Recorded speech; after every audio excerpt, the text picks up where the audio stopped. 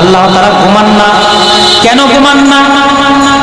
এই জন্য ঘুমান না যে তার কোন বান্দা গভীর রজনীতে আরামের ঘুমকে হারাম করিয়া, কোন অসুস্থ বান্দা, কোন ক্যান্সারে রোগে আক্রান্ত বান্দা আরামের ঘুমকে হারাম করিয়া কখন জানি আল্লাহ তাআলার কুদরতি পায়ের মধ্যে সিজদা দিয়ে বলতে থাকে, ইয়া রাব্বাল আলামিন, আমি অসুস্থ, তুমি সুস্থতা দান করে দাও।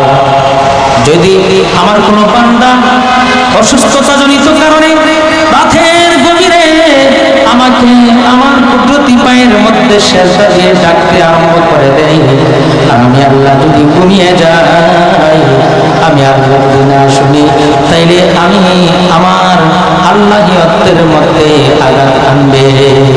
এজন্য আমি আল্লাহ ঘুমাই না, আমার তন্দ্রাও নাই, আমি ঘুম গাইও না, আমি জাগ্রত থাকি, আমার বান্দার প্রতি খেয়াল রাখি। এই জন্য